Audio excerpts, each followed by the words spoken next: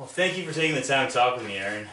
I'm really excited to have you here because this is my first time doing a video interview, and I think that you're the perfect person to talk to because you have all the trappings of a video artist, because you do theater and dance. It was the perfect opportunity. So I prepared some questions for us to talk about, and I think you're going to enjoy what I came up with because I've tried to cater this for your skill set. My first question for you is, how often do you push yourself away from the day-to-day or the status quo or business as usual in your personal life and in your professional life?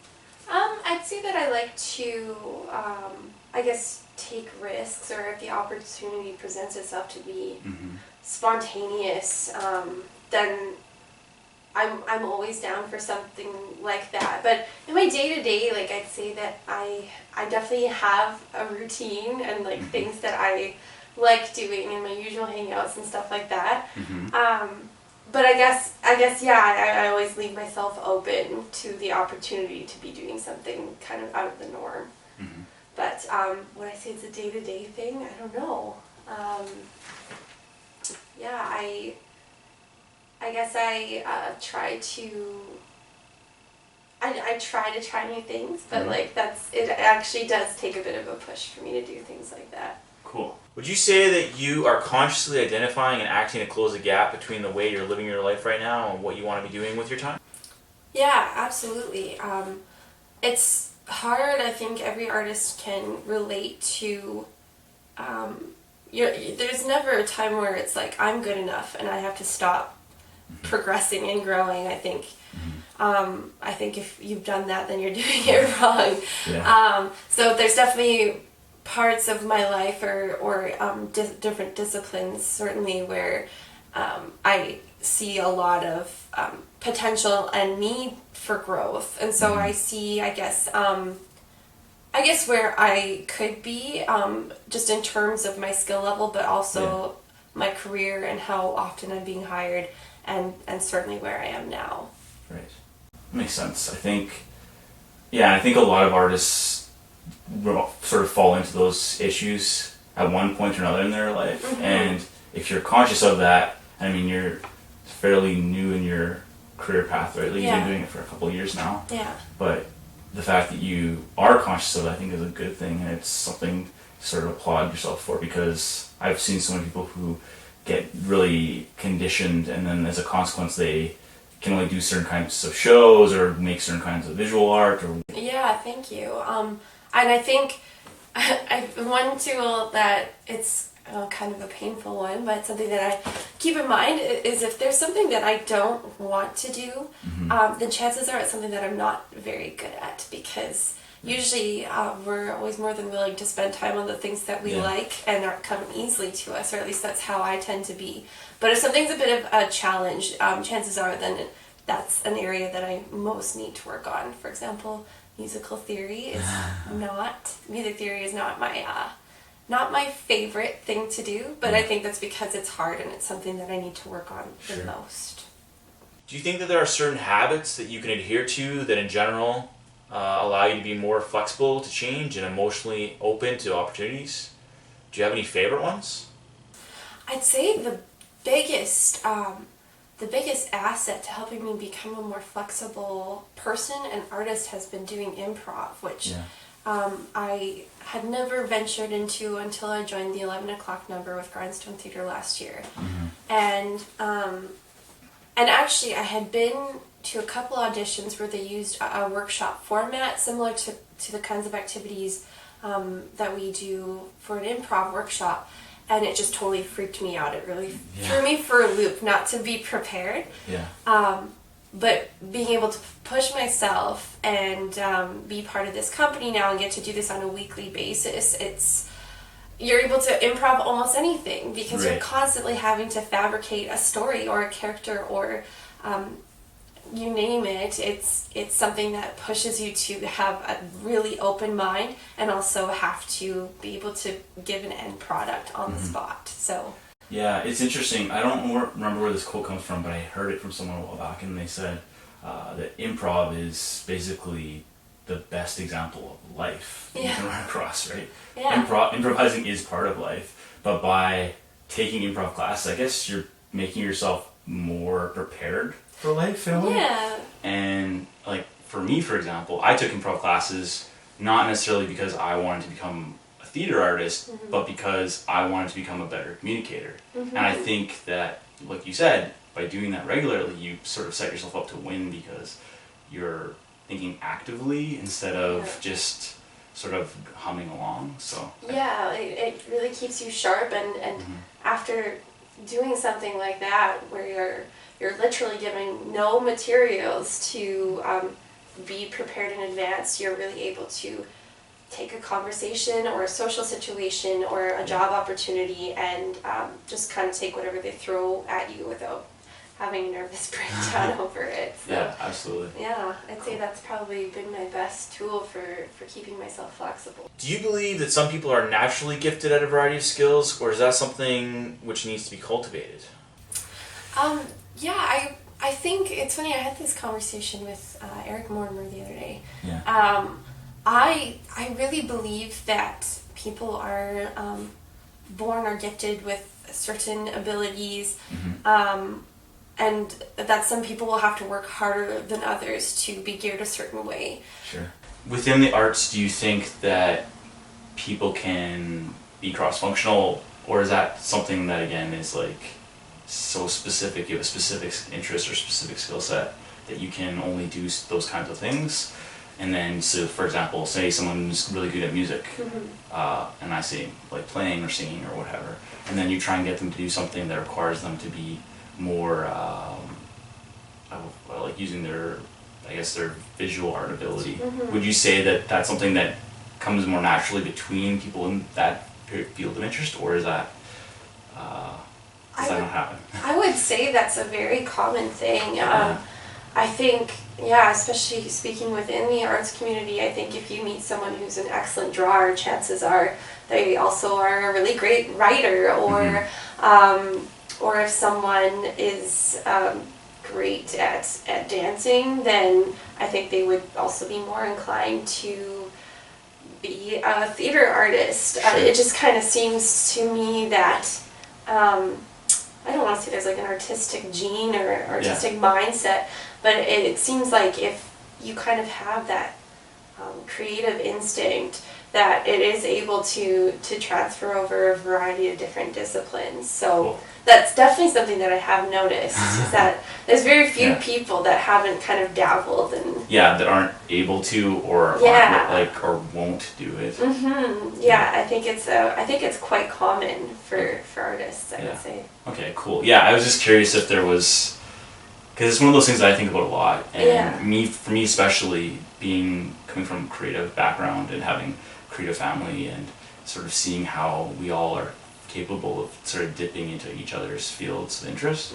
I think it's one of those things that, you know, a lot of artists are fully capable of doing that, but sometimes, you know, we think, oh, this person's a photographer, and this person is a writer, and this person is a dancer, and this person is a singer, and you don't see that cross-functionality. But I think when it comes to art, or just even people's learning styles, I think some people are more visually geared, some people more maybe sound or movement, but I think if you have that creative perspective, it really opens you up to be able to try those different things and stretch yourself in the different kinds of mediums, I guess. Yeah, it's funny you say that, because it reminds me of learning styles, because there's 3 basic learning styles, at least it's something that I've been talking business. There's visual learning, kinesthetic learning, and auditory learning. So I would wonder if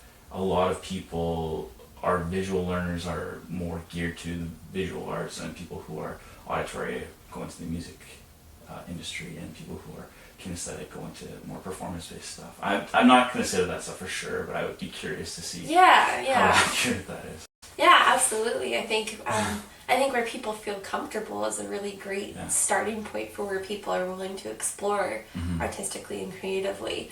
But I just noticed, for example, I was just a theater artist for quite some time. Well, I guess that's not true, but as far as professionally, I was a theater artist, and then for my graduating project, I had to direct. But because I'd been a theater artist and had worked with directors, I was kind of able to see where I would have done things differently, or you're just able to get a different perspective. And so being an actor was very beneficial and crucial to me being a director, but it's kind of two different sides of the scope there. Yeah, for sure. Absolutely. So building off that idea of working with other people, not to say that people are what cause change, challenges, or obstacles, but when have you run into obstacles? Because by having that dynamic, you're sort of setting yourself, I mean, obviously in the other areas of your career, there's the dance and the singing and all that other stuff, but there are situations where you will run into obstacles. How do you deal with those? It's really hard sometimes.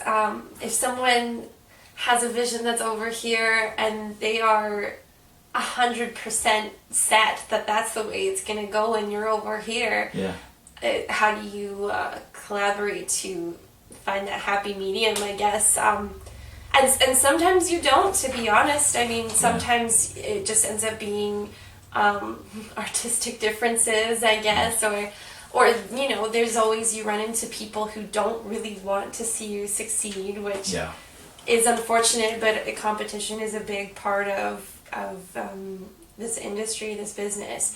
And so I guess the biggest thing to do to help yourself would be to surround yourself with people and other artists that have a similar vision to you, but also have a similar, I guess, spirit of good intention towards you. Because you could have someone that, I've worked with people in particular that kind of wanted to sabotage anything that we were trying to do. They were very antagonistic towards our end product, and you know, that was kind of their own thing. And you have to be as cordial and as I guess positive as possible. But I guess you know who you want to work with and you know who you don't. When it comes to artistic differences, I think you need to really try to get the other person's perspective and understand why this is their baby, why this is so important to them. And then it might color the way that you do things in a sense that you're able to hop on board, but it might not, in which sense I think you need to just amicably decide whether this is something you should continue on to together, or whether you're able to support each other separately. So you don't burn your bridges. Yeah, that's so important. That's such an important thing not to do, especially here in Edmonton. Yeah, it's a fairly tight-knit community in some ways, especially when you get into the niches. And I'm talking about, like, if you're into a very specific type of art practice, then you'll find that there's only so many people, right? So, yeah, and I think that can be a huge detriment to your career, depending on how you conduct yourself, but it also can be a huge help. I mean, there's been lots of things where I'm sure someone else was maybe more qualified for the job, but because someone has liked working with me or just liked how I treated people, it's gotten me work. So I think that's a huge thing to keep in mind. Cool. Do you think it's better to separate your passions into compartments, or do you believe that they all feed into each other and you need to have them flowing into each other in order to be successful? I'm a really firm believer that you kind of need all the different things. I think kind of like what I was just talking about, you need discretion in the sense that if there's something that's beginning to kind of fall to the back burner, or there's something that you could significantly be improving on, then it takes a little bit more focus, in which case it's hard to be doing multiple things at once. But yeah, I truly believe there's been so many times where experiences or skills that I've learned from doing something else have been totally transferable over to a completely different discipline. So I think it's really kind of essential to dip your toes in different things and just get a little bit of a feel for it. You will always gain something out of the experiences you have, and I feel they will always be valuable and come back to help you in the future. Right. So you would say people like Justin Timberlake are people you look up to. Yeah. I guess, yeah.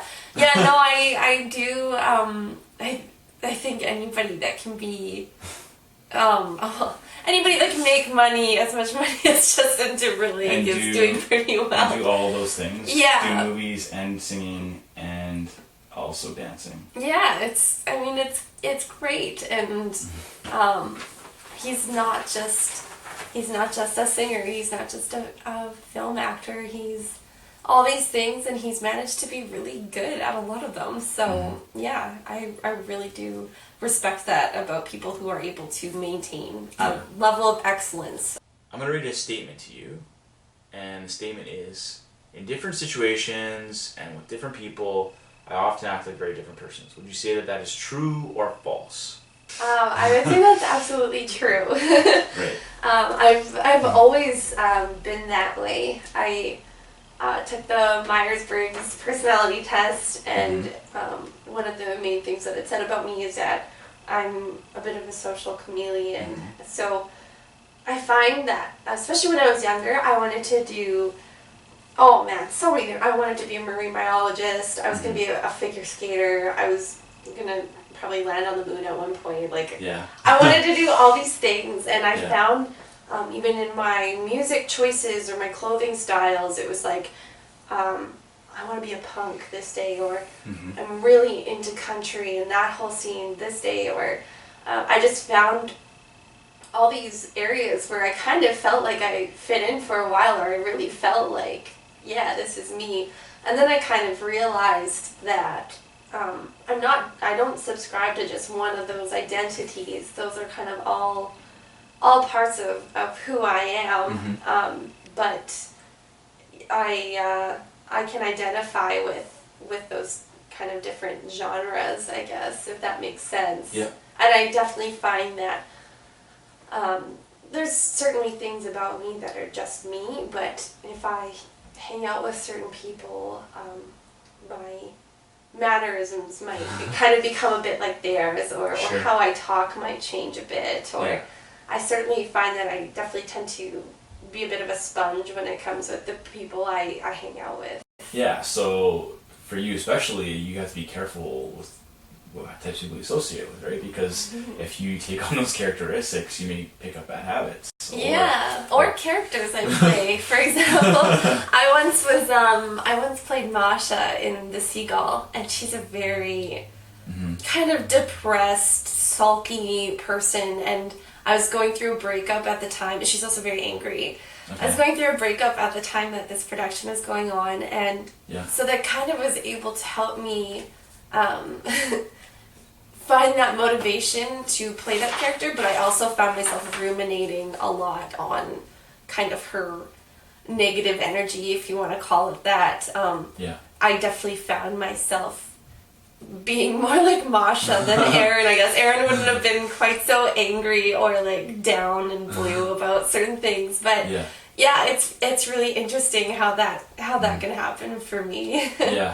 And so even now you have that, right? Like, it's not something that you've sort of become aware of and can deal with. It's just one of those character traits, right? I guess I have become more aware of it as I've become older, and I'd say that I'm more myself now than I have ever been. So I guess finding what I love doing and what makes me me has left less room to be somebody else. Not to say that I don't do those things anymore. When it comes to playing characters, I can't transform myself, but I am a bit more aware of when I feel myself kind of starting to slip into the habits or the mindset of someone else, or kind of adapting to a certain group that I've been hanging out with. So, but there's certain aspects of that kind of a personality trait of mine that I really enjoy. So sometimes I'll let myself get really lost in that and just become someone else for a day. Well, why do you think that certain creative types can more easily adjust to certain social situations with others? I think part of it has to do with how much their discipline requires them to be interacting with people. I know I know quite a few artists that are introverted, but they tend to be more the ones that are more into visual art as opposed to performing art. But I mean, there's a lot of crazy people that are into performing art, so I think that I guess there's certain disciplines that force you to be in those uncomfortable situations, so you either kind of have to do or die, and you are being forced to interact and to socialize, and so I think it's a really great learning tool. But I guess it's just kind of the difference in what your job requires you to do. Yeah, and that's allowed you. Yeah, it allowed you to be. Well, it developed who you were, I guess.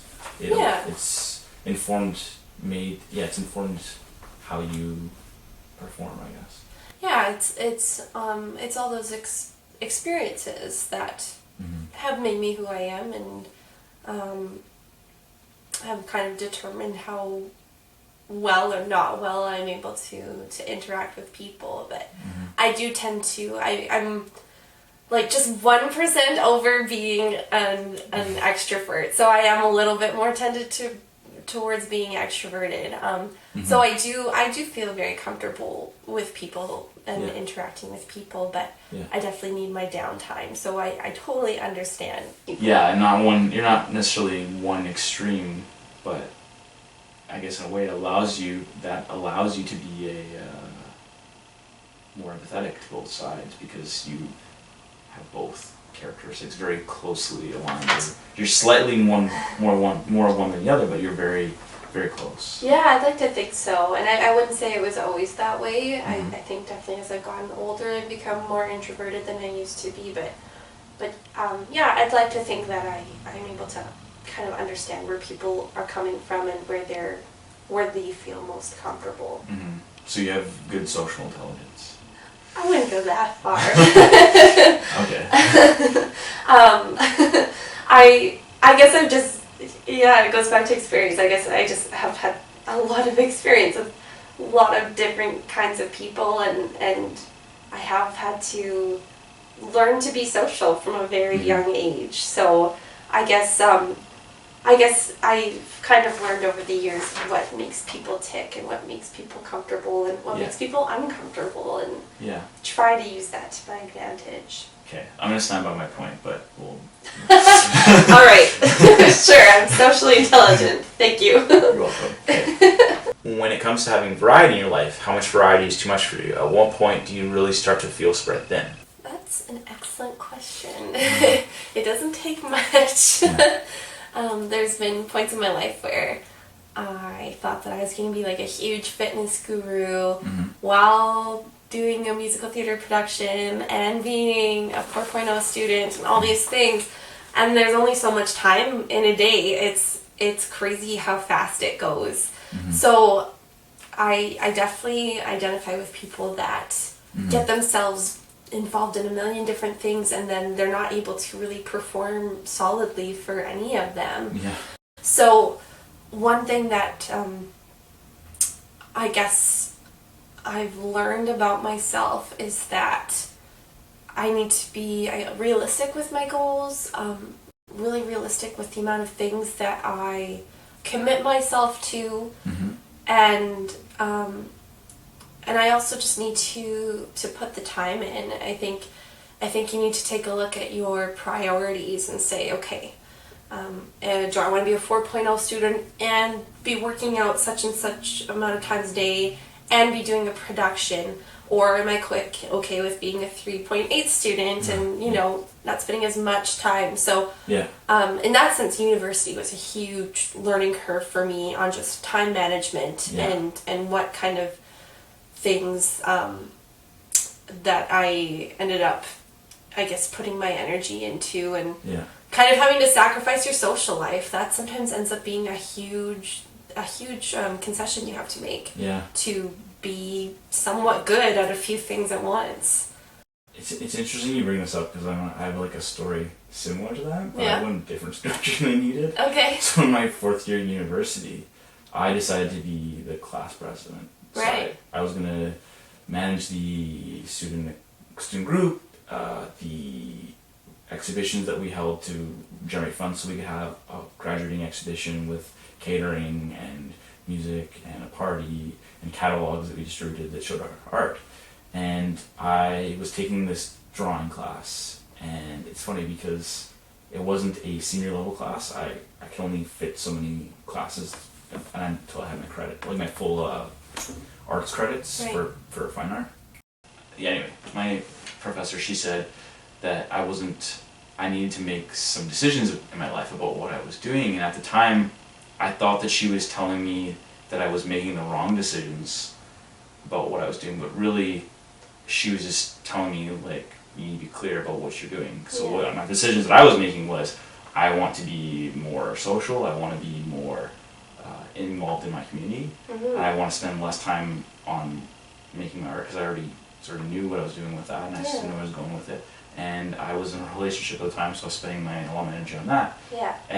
But to your point, it's like you said, you have to say, this is what I'm going to do with my time, and is it important to me? And ultimately, I decided I didn't really care if I got a B in a drawing class. Right. So I think it's important to make those kinds of decisions. Yeah, I think the biggest thing is to be conscious of it, because if you got that B in the class and you're like, oh, I didn't think that this would be a problem or that this would bother me, then I don't think that you were being conscious about where your priorities and where your time was going. But I totally agree with you. I think it depends what you just are deciding to focus on at the time. My first year of university, I really decided that I wanted to make a ton of friends. I wanted to party. I'd never done that. And so school and performing, especially performing at the time, all that stuff kind of took a back burner. But I don't regret that at all, because I ended up getting what I wanted. It's just that I consciously made that decision to not necessarily progress as much in those other areas of my life. Yeah. So there you go. There you go. How important is having an internal compass to keep you on point in dealing with so many changing situations and personalities? That's an excellent question. I saved all the good ones for the very end. Yeah, because I wanted to make you really think about it. I think it's essential to know who you are and what you want out of life. And I certainly don't mean having all the answers, especially when it comes to your career, because I might be going back to school. I might end up actually doing acupuncture therapy, and of course still doing all of my other activities on the side. But I don't mean that in the sense of what you do for work or what you do as a hobby. But I think you need to know who you want to be at the end of the day as a person, how you want to treat people, what kinds of relationships are important to you. Yeah. And I think one piece of advice my friend gave me was very profound to me. He said, take a look at who you'd like to be when you're 50. Do you want to be someone who parties sometimes but has kids?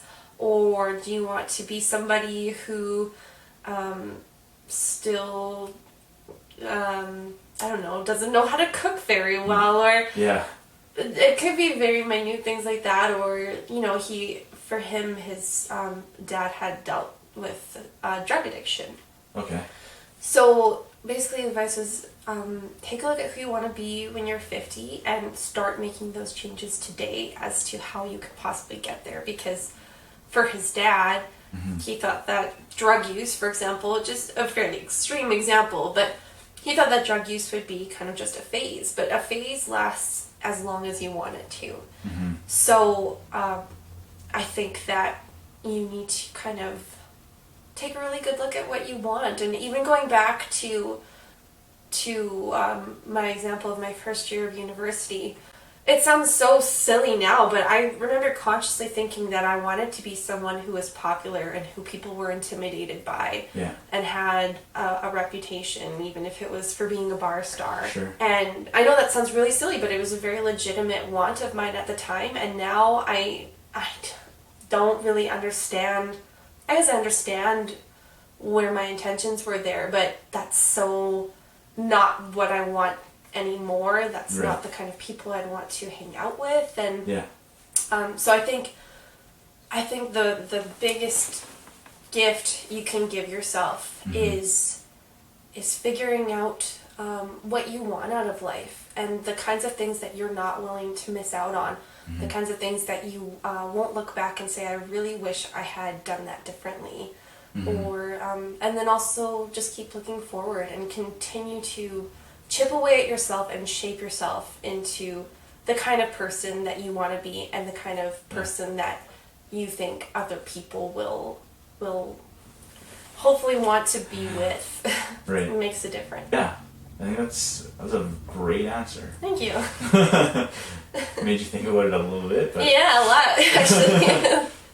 I've heard that. That's not the first time I've heard that. Yeah. So It's kind of one of those things that gets tossed around, but if you really think about it, and my friend even got me to write a list, good.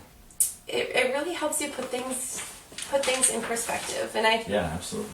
I guess you also want to think about what people will say about you when you die, which sounds very morbid, but Yeah.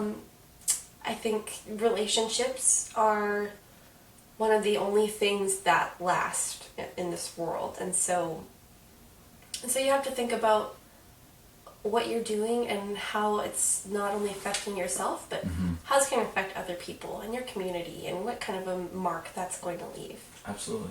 Yeah. I'm probably going to implicate myself by telling you this, because it will be on the internet now, but you're talking about dates before, right? So when I go on dates, I ask specific questions, like with a specific intent. And one of the questions I usually ask is, if you're to die, what would it say on your epitaph? And the reason why I ask this question is because I want to know if the person really thought about who they are and what it means to be them. And the funny thing is, regardless of whether or not they have, they'll usually, pare down to like, this is what I'm about, or this is what I want to achieve in my life.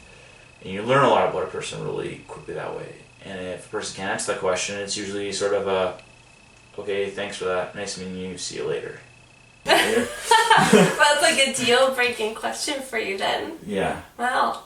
It would be very, very telling of, Yeah. I guess, not only how much somebody thinks about something, but yeah, I guess what someone is about and what they plan on leaving behind, and how they plan on affecting the world.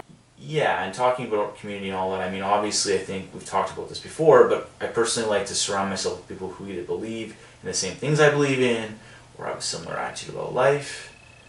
And so obviously the reason why I asked you to come talk with me is because I think that you sort of get that message that I've been building community, or furnishing, or cultivating community is very much who I am. And I sort of always have been there with the things I've been pursued in my life. So you're saying those things are, as we sort of talk, and just helps affirm that, I think we're on a similar page. We're meant to be best friends. Yes. Yeah, I thought so too. And we're on a similar page. Yeah. So I think this has been a very cool way to sort of, for me to get to know you a little bit better. And I wrote this post a while back, I don't know if you read it, but I talked about how when you do things, when you make art, it makes you sort of, you're exposing yourself. Yeah, absolutely. You're being vulnerable, and as a consequence of that, people actually get to see inside of you, and that at a particular moment in time, right? Not like, oh, now this is Tim, this is what he's about. Right. But they can see that. Get to see a piece of you at that point. So going through this with me, it's sort of allowing people who are interested to see what it's like to be you and what you're about. And I hope provide sort of a framework for other people who are multidisciplinary, and that's why I asked you to do an interview.